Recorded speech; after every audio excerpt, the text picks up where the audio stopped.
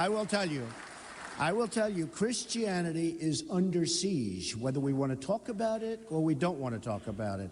And if I said some of the things about Christians that I've said about the Muslims, where we have a problem, and it's a problem we have to talk about, and I brought it out, I took a lot of heat for bringing it out, and I will tell you that now people are saying he did a great service. Just like when I brought out illegal immigration, everybody went crazy about Trump. How could he say that? And then about 2 weeks later, everyone's trying to say, well, you know, Trump's right, because they see the murder of Kate in San Francisco and Jamil in Los Angeles and so many others, the tremendous crime, and what it does to your economy. So I brought these things out. I feel I have an obligation to bring them out. You know, remember, I'm self-funding my campaign, so I don't have anybody speaking in my ear. So I just have to say this because, you know, I'm a true believer, and you're many true believers. I hope all. Is everybody a true believer in this room? I think so. But Christianity is under tremendous siege.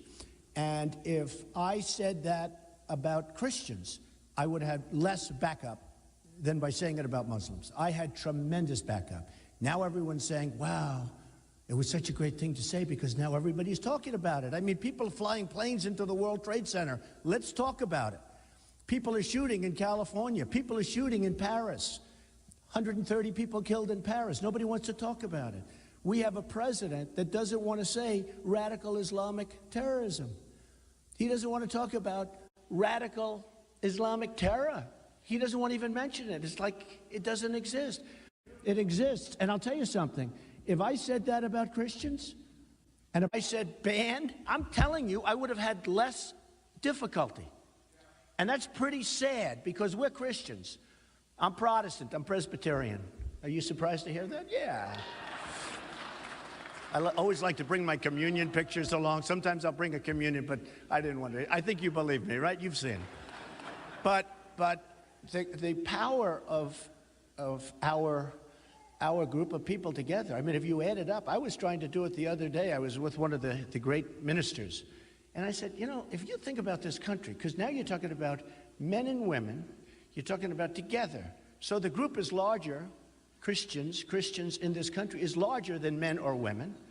And I said, how many Christians do you think? And it could be like 240, 250 million, you know, a big portion of, and yet we don't exert the power that we should have. Now, I think some of the churches are afraid of their tax status, to be honest. You know, they're afraid they're going to lose their tax status if they get too political. Some of them just can't endorse. But, you know, the fact is that there's nothing the politicians can do to you if you band together. You have too much power. But the Christians don't use their power. They don't use your power. And honestly, you have, by far, it's the strongest. I mean, you talk about lobbies. You have the strongest lobby ever. But I never hear about a Christian lobby. I hear great people, like the pastor. I hear some unbelievable people. Many, many friends are ministers, and lots of them have endorsed me already. But I have to tell you that we don't hear about strength, and we have to strengthen because we are getting, if you look, it's death by a million cuts. We are getting less and less and less powerful in terms of a religion and in terms of a force. And honestly, whether it's one leader or a number of people, potentially you have tremendous power. When they don't want to say Merry Christmas in department stores anymore, I won't shop at places that don't say Merry Christmas. Guess what? I don't do too much shopping because, no, it's true. When I see these stores and they have a red wall and they have nothing on it, they don't want to say Merry Christmas anymore. I say, why don't you say Merry Christmas? Well, we're not allowed to. The owner doesn't want us to. These big department stores, they're not allowed to. And I'll tell you one thing. I get elected president, we're going to be saying Merry Christmas again. Just remember that.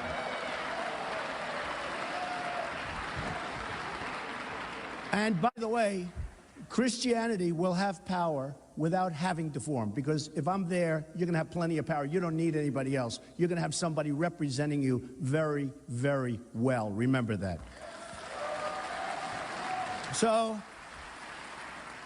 So it's an honor to be here, and I know you're packed, and they have enough